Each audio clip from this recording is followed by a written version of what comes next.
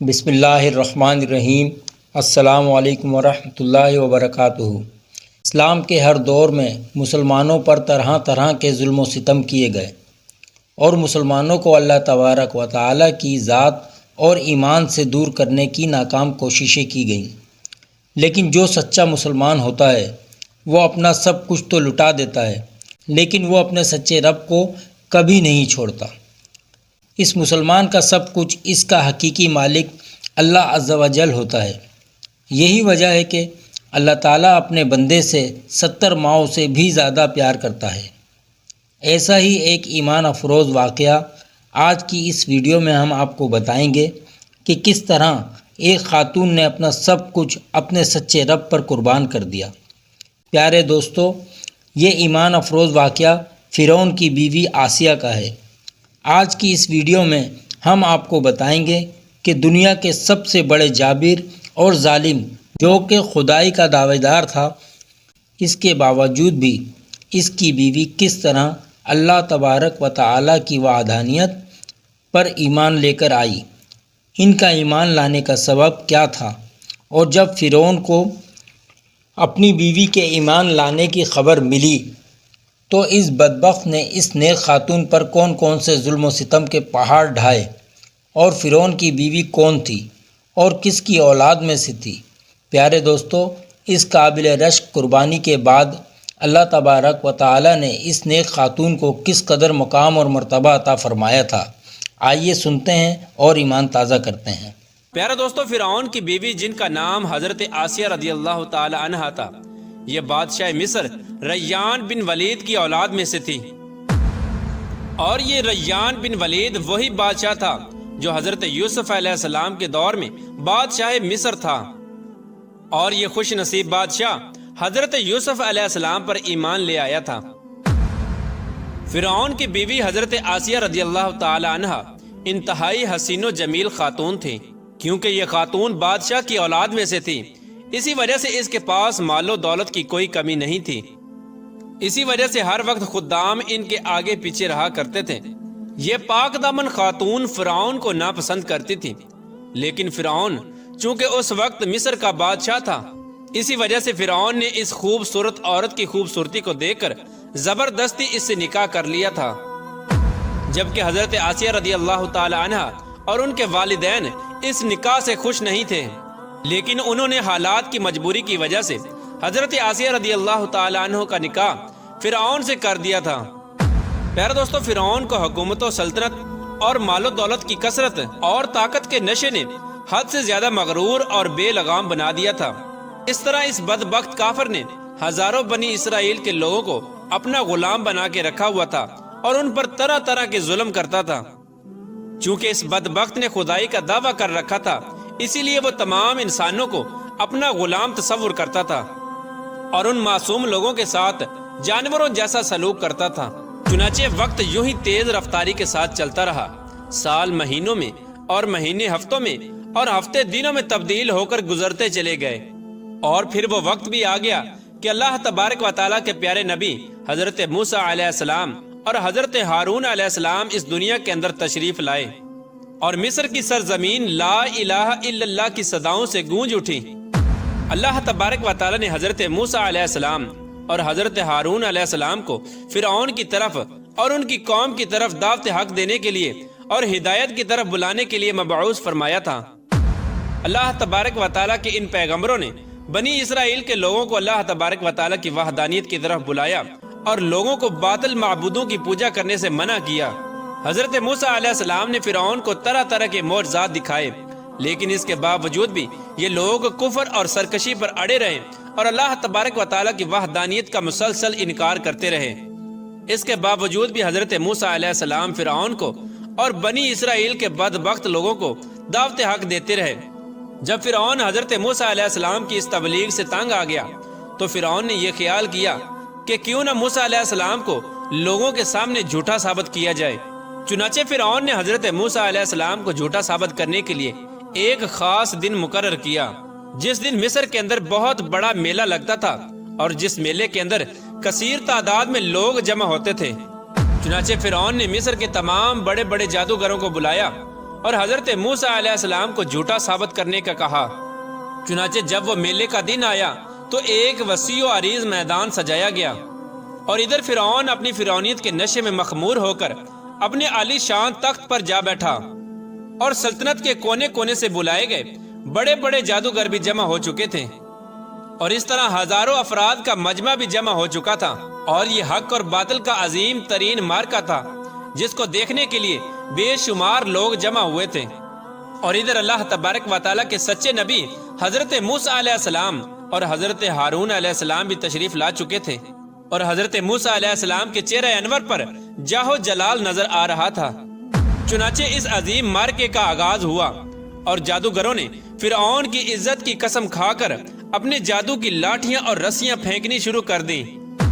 تو وہ لاٹھیاں اور رسیاں ایک دم سے سانپ بن کر پورے میدان کے اندر دوڑنے لگیں۔ ان سانپوں کو دیکھ کر پورے مجمع کے اندر خوف و ہراس پھیل گیا، اور تمام لوگ بدحواس ہو کر ادھر ادھر بھاگنے لگے۔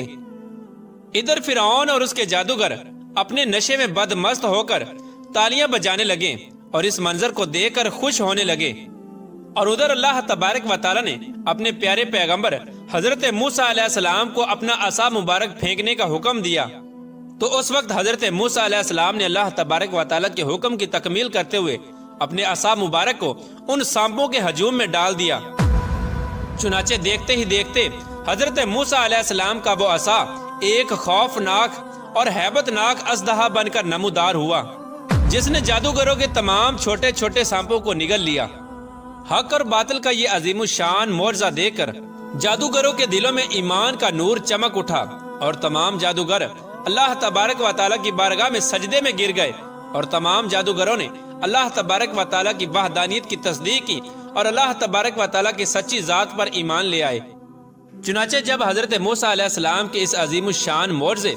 اور جادوگروں کے ایمان لانے کی خبر حضرت آسیہ رضی اللہ تعالی عنہ کو پہنچی، تو اس وقت حضرت آسیہ رضی اللہ تعالی عنہ کے دل میں بھی فوراً حق کا نور چمک اٹھا، اور اس طرح حضرت آسیہ رضی اللہ تعالی عنہ اللہ تبارک و تعالیٰ کی وحدانیت پر ایمان لے آئی۔ لیکن ان کا ایمان لانا اتنا آسان نہ تھا، کیونکہ وہ ایک جابر اور ظالم اور خدائی کے دعوے دار بدبخت حکمران کی بیوی تھی، اور حضرت آسیہ رضی اللہ تعالی عنہ کے دل میں یہ بھی ڈر تھا کہ اگر فرعون کو میرے ایمان کا پتہ چل گیا تو وہ ظالم بادشاہ مجھ پر ظلم و ستم کے پہاڑ ڈائے گا اور اپنے ظلم کی تمام حدیں پار کر دے گا۔ لیکن اس کے باوجود بھی حضرت آسیہ رضی اللہ تعالی عنہ نے اپنا سب کچھ اللہ تبارک و تعالیٰ کی ذات پر چھوڑ دیا، اور اللہ تبارک و تعالیٰ کی وحدانیت پر ایمان لے آئی۔ ابتدا میں حضرت آسیہ رضی اللہ تعالی عنہ نے اپنے ایمان کو کسی پر ظاہر نہ کیا۔ کچھ عرصہ یوں ہی گزرتا رہا، اور پھر ایک دن ایسا عجیب و غریب واقعہ پیش آیا، جس واقعے کے بعد حضرت آسیہ رضی اللہ تعالی عنہ کے دل میں فرعون کے لیے مزید غضب کی آگ بھڑک اٹھی،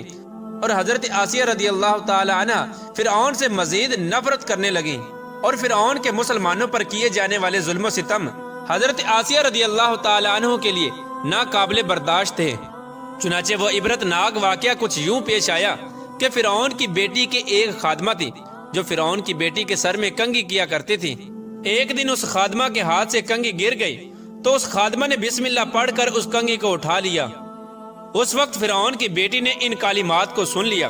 اور فرعون سے جا کر اس خادمہ کی شکایت کر دی کہ وہ خادمہ آپ کے علاوہ کسی اور کو خدا مانتی ہے اور آپ کے علاوہ کسی اور کی عبادت کرتی ہے۔ یہ بات سن کر فرعون لال پیلا ہو گیا، اور اس نے غضبناک ہو کر اس خادمہ کو اپنے دربار میں بلایا، اور اس خادمہ کے ایمان لانے کی حقیقت دریافت کی کہ آخر کار وہ کس کو خدا مانتی ہے۔ اور فرعون اس سے کہنے لگا، کیا تو میرے علاوہ کسی اور کو خدا مانتی ہے؟ تو اس وقت اس خادمہ نے فوراً جواب دیا کہ ہاں، میرا اور تیرا رب اللہ عز و جل ہے، وہی وحدہ لا شریک ہے، اور اس کے علاوہ اس کا کوئی شریک نہیں۔ چنانچہ خادمہ کی یہ بات سن کر فرعون اس پر مزید غضبناک ہو گیا۔ چنانچہ فرعون نے اس خادمہ کو اور ان کے معصوم بچوں کو کھولتے ہوئے تیل میں ڈال دیا اور ان کو شہید کر دیا۔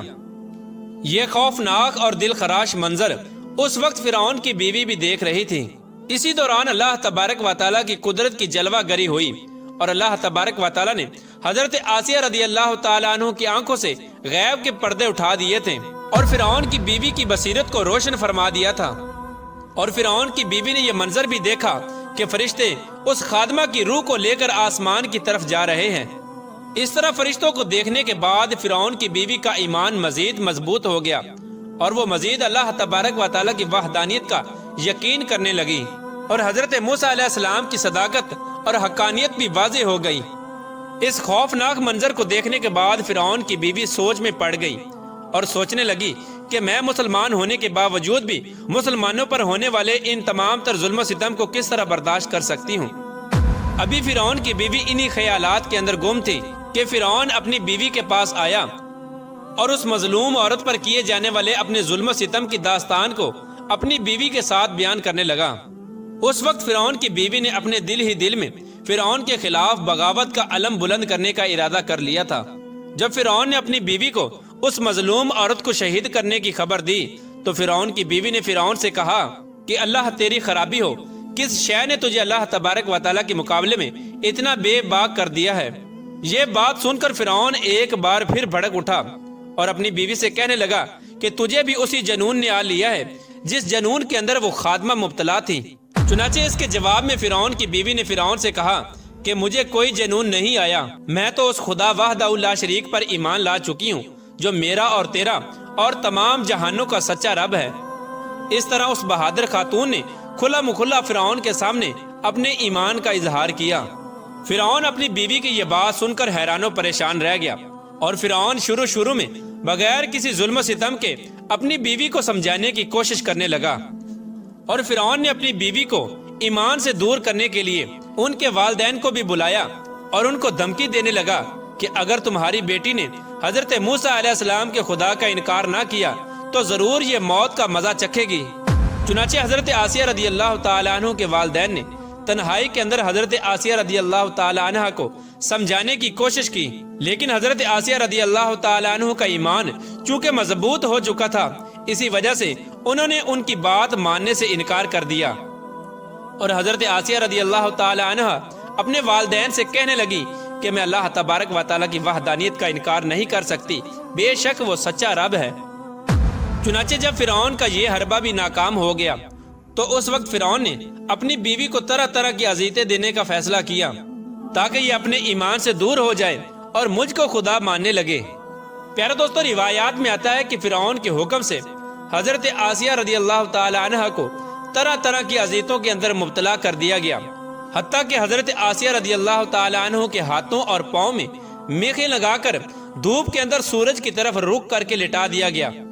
اور آپ کے سینے کے اوپر چکی کا 12 بھرکم پتھر رکھ دیا گیا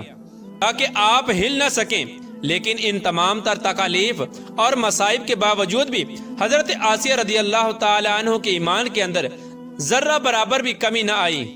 بلکہ ان تمام تر تکالیف کے باوجود بھی آپ کے ایمان کے اندر مزید اضافہ ہوتا چلا گیا۔ چنانچہ جب فرعون نے ان تمام تر تکالیف کے بعد اپنی بیوی سے ایمان سے پھرنے کا کہا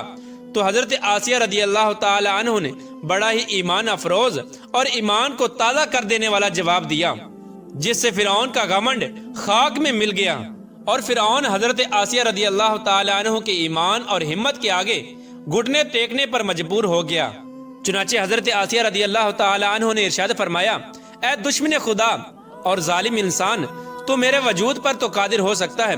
لیکن میرا دل اللہ تبارک و تعالیٰ کی پناہ میں ہے۔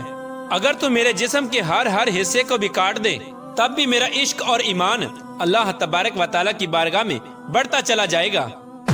اسی دوران جب حضرت آسیہ رضی اللہ تعالی عنہ پر ظلم و ستم کے پہاڑ گرائے جا رہے تھے، حضرت موسیٰ علیہ السلام وہاں سے گزرے تو حضرت موسیٰ علیہ السلام سے حضرت آسیہ رضی اللہ تعالی عنہ نے پوچھا، کیا میرا رب مجھ سے راضی ہے؟ تو حضرت موسیٰ علیہ السلام نے ارشاد فرمایا، اے آسیہ رضی اللہ تعالی عنہ، آسمان کے فرشتے تیرے انتظار میں ہیں، اور اللہ تبارک و تعالیٰ تیرے ایمان اور تیرے کارناموں پر فخر فرماتا ہے۔ آپ اللہ تبارک و تعالیٰ کی بارگاہ میں سوال کریں، آپ کی ہر حاجت پوری کی جائے گی۔ اس وقت حضرت آسیہ رضی اللہ تعالی عنہ نے اللہ تبارک و تعالیٰ کی بارگاہ میں یہ دردناک دعا کی، اے میرے پروردگار، میرے لیے اپنے پاس جنت میں ایک گھر بنا، اور مجھے فرعون اور اس کے ظلم سے نجات دے، اور مجھے ان ظالموں سے نجات بخش۔ ادھر جب فرعون نے حضرت آسیہ رضی اللہ تعالی عنہ کو ایمان سے دور کرنے کی تمام تر کوششیں کر لیں اور ہر کوشش کے اندر ناکامی کا سامنا کرنا پڑا، تو اس وقت فرعون نے حضرت آسیہ رضی اللہ تعالی عنہ کو شہید کرنے کا فیصلہ کر لیا، اور آخری حربے کے طور پر فرعون نے اپنے کارندوں سے کہا کہ ایک بہت بڑی چٹان لے کر آؤ، اگر یہ چٹان دے کر اپنے ایمان پر قائم رہتی ہے تو یہ چٹان اس پر گرا دینا، اور اگر یہ ایمان سے پھر جاتی ہے تو پھر یہ میری بیوی ہے۔ پیارے دوستو، اس خوفناک منظر کے وقت جہاں ایک طرف زندگی ہے اور دوسری طرف موت کھڑی ہے، تو اس وقت حضرت آسیہ رضی اللہ تعالی عنہا نے آسمان کی طرف نگاہ اٹھا کر دیکھی تو جنت کے اندر اپنا سفید موتیوں والا محل نظر آیا، جس سے آپ کا ایمان مزید بڑھ گیا، اور اسی حالت میں آپ کی روح پرواز کر جاتی ہے، اور اس کے بعد آپ رضی اللہ تعالی عنہ کے جسم مبارک پر وہ چٹان گرا دی جاتی ہے، اور وہ چٹان ایسے بدن پر گرتی ہے جس میں روح نہیں ہوتی۔ اس دردناک واقعے کے دوران جب فرعون اپنی بیوی پر طرح طرح کے ظلم کر رہا تھا، اس وقت اللہ تبارک و تعالی نے اپنے فرشتوں کو حضرت آسیہ رضی اللہ تعالی عنہ پر مقرر کر دیا تھا، اور وہ فرشتے حضرت آسیہ رضی اللہ تعالی عنہ پر سایہ کیے ہوئے تھے، اور ان کو جنت کے اندر اپنا مقام دکھا دیا تھا، جس کی وجہ سے حضرت آسیہ رضی اللہ تعالی عنہ کا ایمان مزید مضبوط ہو گیا، اور فرعون کی تمام مصیبتوں کو آپ بھول گئی۔ اس طرح حضرت آسیہ رضی اللہ تعالی عنہ نے دنیا کی تمام تر تکالیف اور مصیبتوں کو برداشت کیا، لیکن اللہ تبارک و تعالی کی وحدانیت کو نہیں چھوڑا، اور پھر اللہ تبارک و تعالی نے حضرت آسیہ رضی اللہ تعالی عنہ کو وہ مقام عطا فرمایا جو مقام آج تک کسی کو نہیں ملا۔ حضرت آسیہ رضی اللہ تعالی عنہ جب جنت میں جائیں گی تو اللہ تبارک و تعالی ان کو یہ نعمت عطا فرمائے گا